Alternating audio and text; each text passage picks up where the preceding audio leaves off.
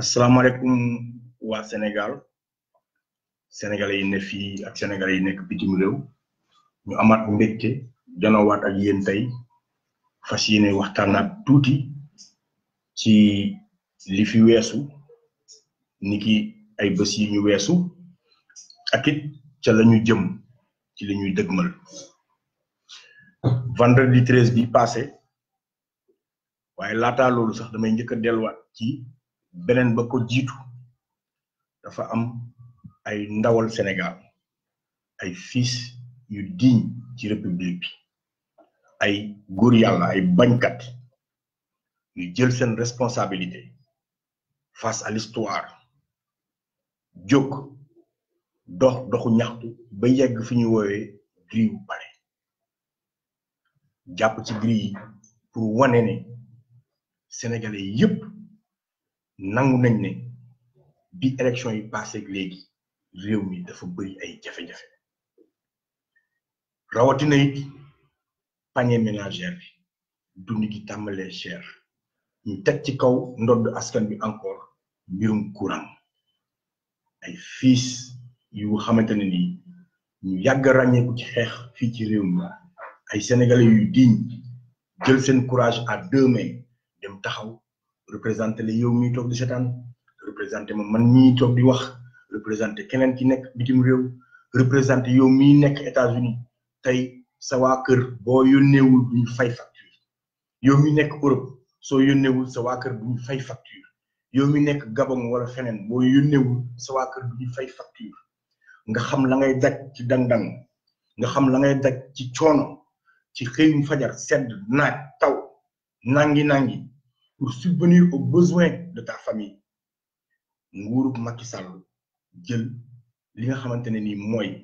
lu cher ci ndodd askan bi ne acca damay yokku seeni ay facture ñooñu góor yàlla ñooñu jàmbaar ñooñu héros ñu jàpp leen kidnappé leen dugal leen ci kaso yoo xamante ne ni foofu du seen place biñ ko xoolee ñun dañu ne ah Sénégal nag jóg jot na parce que nag bu fekkente ne ay doomi réew mi jóg nañ pour xeex pour ñafe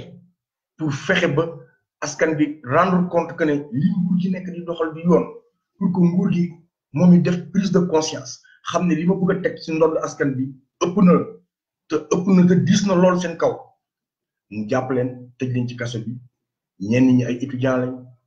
kenn ki professeur la ñeneen ñi ay activiste lañ waaye am nañ it yeneen liggéey yu ñuy liggéeyal seen bopp mu leen di jox seen teraanga mu xañ leen loolu noonu yëpp nëbb leen jant bi ça va faire maintenant 15 jours moo tax Sénégal ñu leen di jaajëfal ndax àjjuma bii di àjjuma 13 vous êtes sortis en masse te du woon rek Dakar am na yeneen ville yu ko yëngal am na tamit yeneen dëkk yu ko yëngal yu mel ne ay Barcelone nag yooyu wane ne non seulement vous soutenez nos frères vous soutenez les dignes fils de cette république mais aussi pare ngeen pour xeex pour que nguur gi fi ne bàyyi caaxaan bi bàyyi luubal beeg càcc gi mu dëkkee ak tappale beeg njuuj njaaj bi ak it sonalu askan bi ci dëkk bi ñen ñu kontaan ci lool ci mobilisation bi ci discipline beeg respect bi mais ràññeeku ci it troisième âge bi fa présent woon lool mu nekk une fierté ñu toog ba gis ñoo xamante ne nii suñu ay maam lañ suñu ay baay lañ suñu ay yaay lañ suñu ay maamaat lañ ñu ñëw taxaw pour xeex lii di yokkute bii ñu bëgg a def ci biir courant bi ñu leen ci gërëm di leen ci jaajëfal di leen ci ñaaxaat di wax ne que combat yi demee nii mënut réglé wu ci benn fan mënut réglé wu ci ñaari fan te dañuy jëwee ñun Sénégal ne ñun kat tàmbali rek lañ am waaye lu ñu kiyee rek ñu bàyyi ñu seet ah juum nañ de parce que wane ngeen ne yéen sénégalais yii incha allah bu dee lu ñor askan bi la bu dee lu saf askan bi la bu dee luy xoqatal ak di gàllankoor askan bi la fu ñu leen woo da ngeen fa wuyu kon di leen ñaax di ñaaxaat suma bopp di ñaaxaat ñëpp ñi nga xamante ne ñi ngi toog di déglu ak ñi nga xam ne yëg nañ ko ñu yëgal ko ña nga xam ne yëgaguñ ko wax ko ña nga xam ne xamaguñ ko yee ci ak gindi ci ña nga xam ne xamuñu importance su ndaje bi ñu dégmal muy niki àjjuma fële ca place de l'indépendance dama fay taxaw tuuti rek lu tax ñu tànn place de l'indépendance mu ngi tuddoon place Protet fa la moom du fa la ñoom comme nu ma ko waxee Valdiodio Ndiaye ak ñoom Mbaye Jacques Diop ndem si yàlla yi taxawee woon yore pancarte yi ne De Gaulle ñu dañoo bëgg suñu indépendance ba tey Sénégal moom la ñu tuddee ko place de l'indépendance moo tax lieu ba dafa symbolique ci histoire Sénégal moo tax ñu bëgg ko delloo buy ca mboy ga fas yéene fa dem def sitting maanaam toogaanu ñaxtu bi yoon du doxu ñaxtu waaye toogaanu ñaxtu la dem ak discipline dem ak respect dem toog wane ne d'accorduñ ci yokkute yi waaye it exiger la libération immédiate des héros de la République pour que ñu bàyyi kidnapping bi leen def génn leen ñu dellu ci seen ay famille am na ci sax ñuy fête seen anniversaire démb ci biir kaso bi ay étudiants xale yu ndaw a ndaw loolu mooy benn bi beneen bi place boobee bind nañ nu ko mën a waxee informé nañ autorité bi muy le préfet xamal ko ne ko ña ngay dem place de l'indépendance en bonne et due forme un papier dans les temps keroog bañ bindee ci àjjuma bële lañ ko bindal bii dugal ko bu ñu kenn wax ne dugalu leen kayit te bu ñu kenn wax it ne dugalu leen kayit bi à temps parce que def nañ ko ci heure ba mu waree ak app ya mu waree ak norme yañ ko laajee muy beneen ba pourquoi place boobu dañu ko war a jox mais par force parce que dañuy bëgg a indil excuse u arrêté Ousmane Ngom ñu leen di fàttali ne arrêté doo ko sax tudd di tudd constitution moom mooy ndeyu charte réew mi arrêté bi ca dara arrêté bi Ousmane Ngom tegoon arrêté tapalé la won bu fi nguuru Abdoulaye Wade tégon pour interdire systématiquement sénégalais ñu dem place de l'indépendance. Donc arrêté bobu non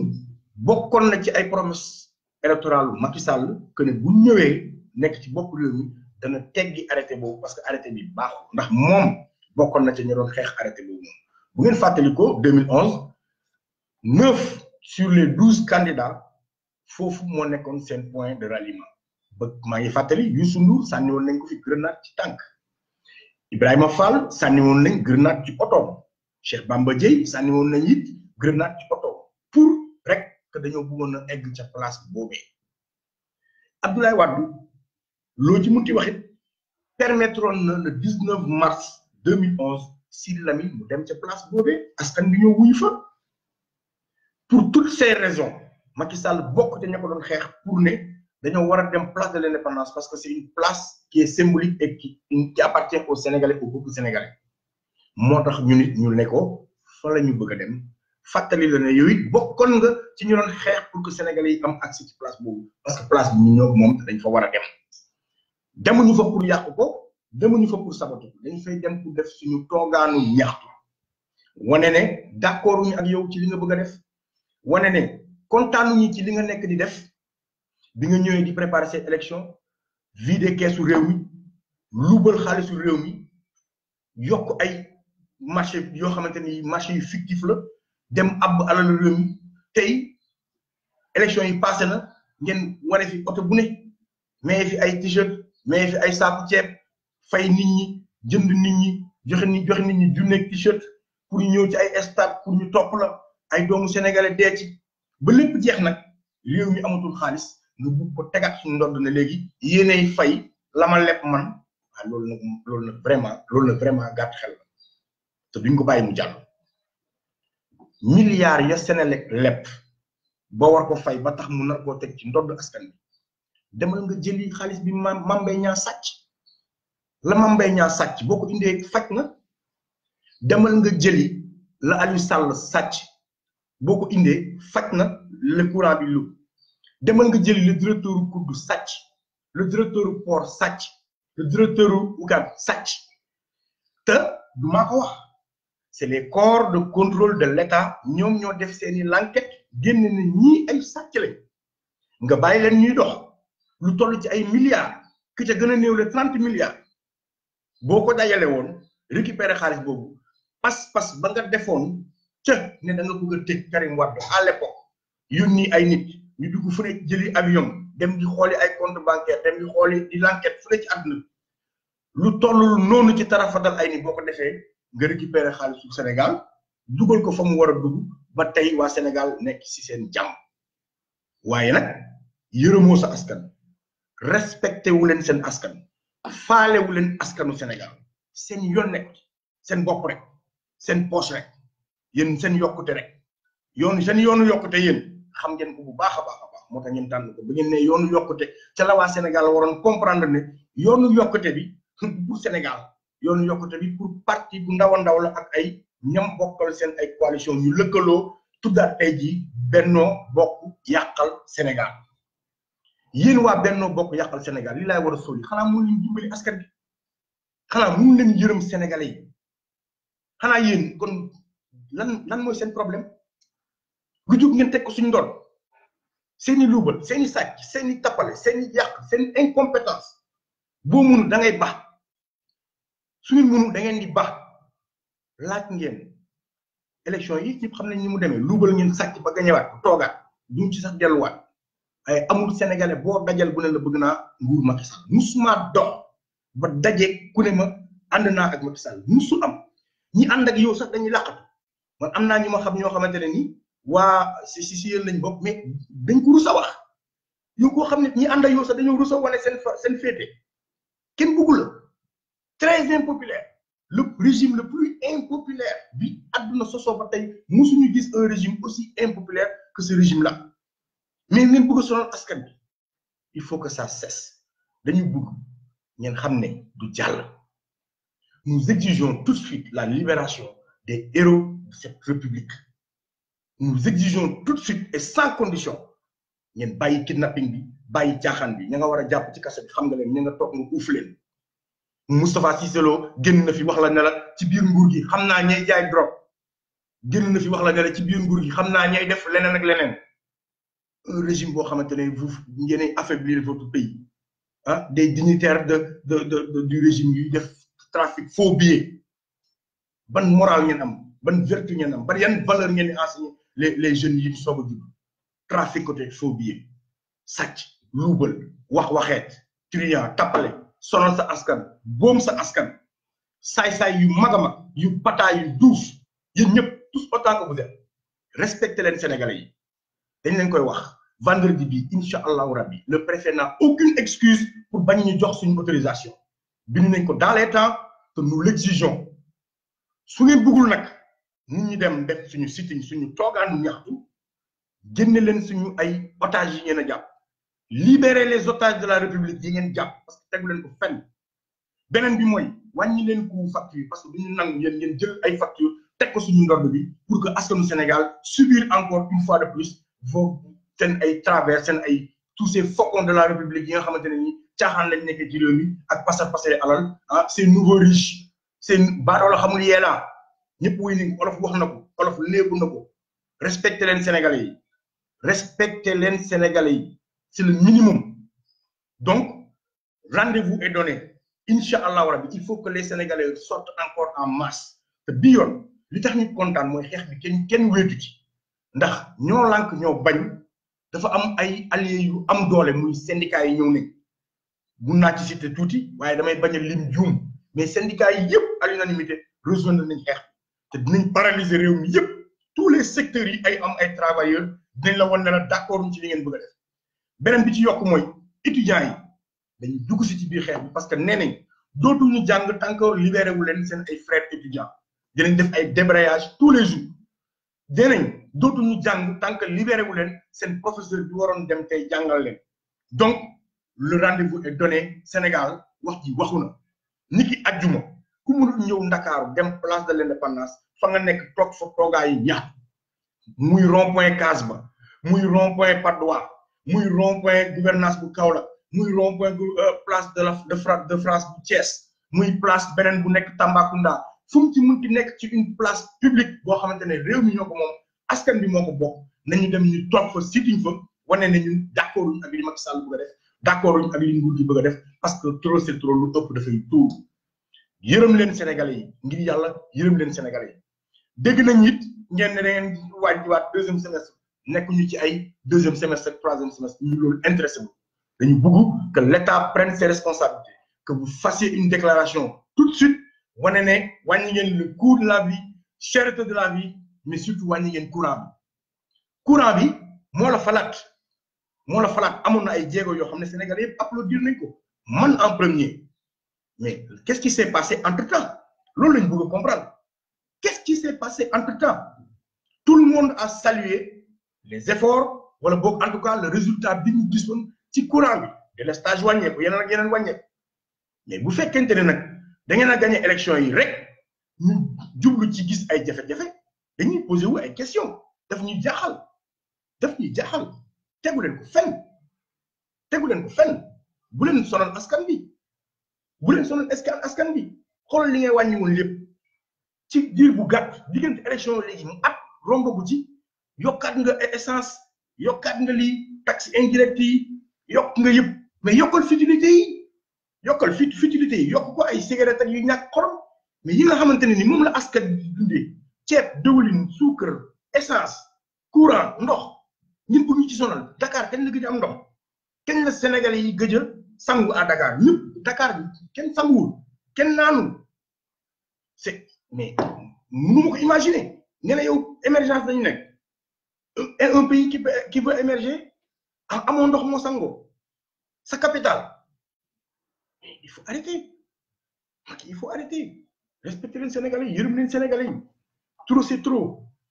mais trop c'est trop yërëm leen Sénégalais yi en tout cas wax ji leer na liñ ci bëggoon a wax dolli ko ci tuuti rek mooy ne ñi ngi woote Sénégalais bépp bu fay ñëw na nga indi drapeau national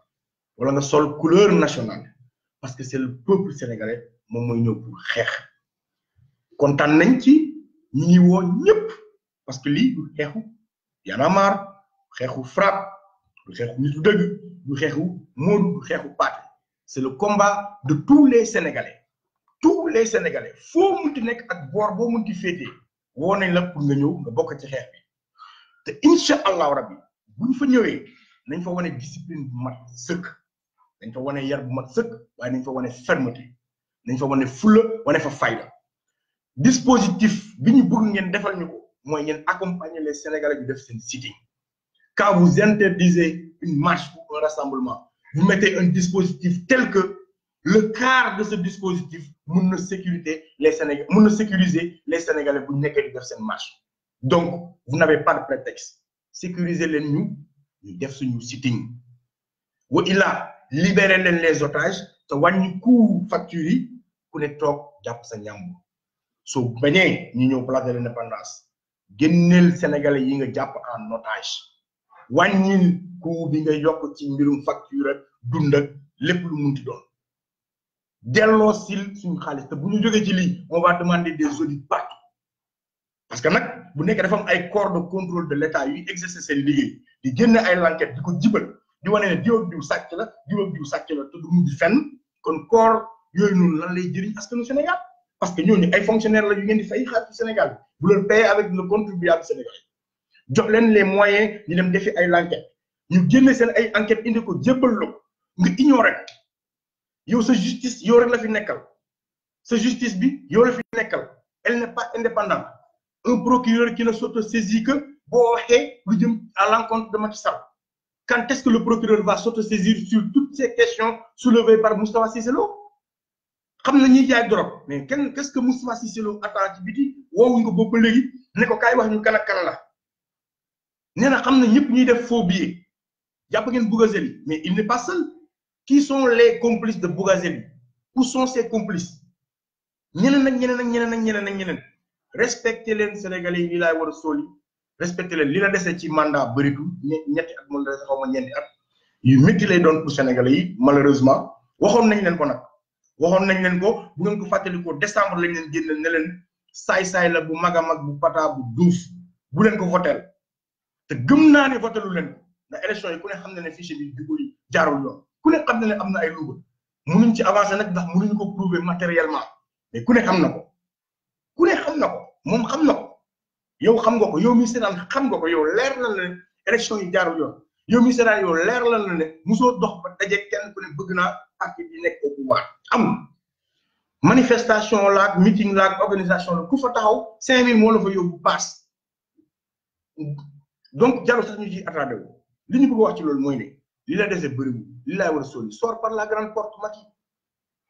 APR sortez par la grande porte da ngeen am lu kenn musul am toute l'histoire du Sénégal un président qui a la possibilité d'organiser des élections en paix parce que moom bokkul muy tàggatoo ne caaw maa ngi dem mais xanaa loolu ñeenti at yoo dese jéem ci yërëm askan bi li laay war a sóoli yërëm ñu Macky yërëmal askan bi yërëmal Sénégalais yi wàññil seen coût bi wàññi leen càcc gi wàññi leen luubal gi yërëm leen njiit day yërëmaate xanaa bu dul dara ci biir Sénégalais yàlla falaat nii sa 2 Sénégalais yàlla fal nii ci élection yi yërëm leen bu leen teg facture bii nii bu leen teg facture yi nga yokk parce que bu dee ñaari Sénégalais ñoo la voter sax yërëm leen bu leen yokk facture mais yéen du ngeen fay yéen ay oto yi ngeen dugg nit ñi xamul ko yéen dara teguwul seen doom dañ leen di fay sax pour ngeen lekk fay leen pour ngeen naan fay leen pour ngeen solu fay leen jox leen essence jox leen lépp nekk ci suñu ndodd ñun askan le contribuable sénégalais lépp ci suñu ndodd la nekk ngeen bëgg ci yokk qui plus est cherté de la vie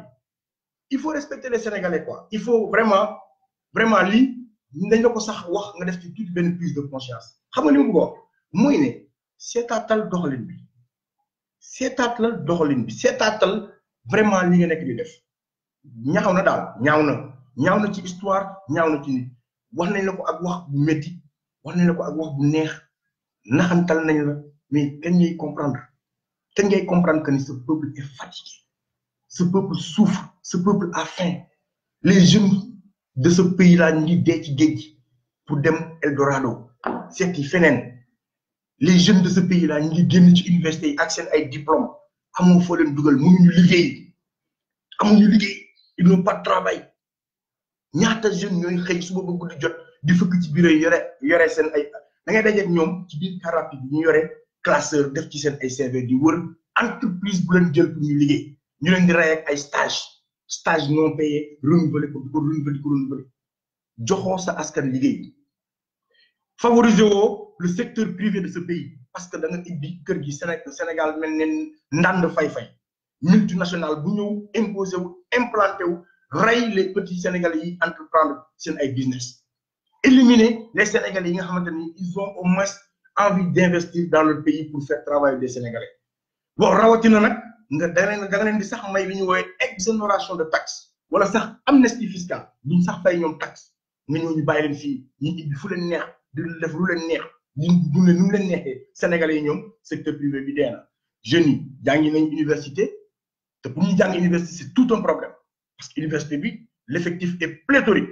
tabaxoo yeneen université xalaatoo ko sax nekkul sax sa souci les gens tëdd mel ne ay boîte de sardine université moo raw rëbës conditions yi baaxul ku génn am sa diplôme amoo liggéey hôpital moom buñ ko sax xalaat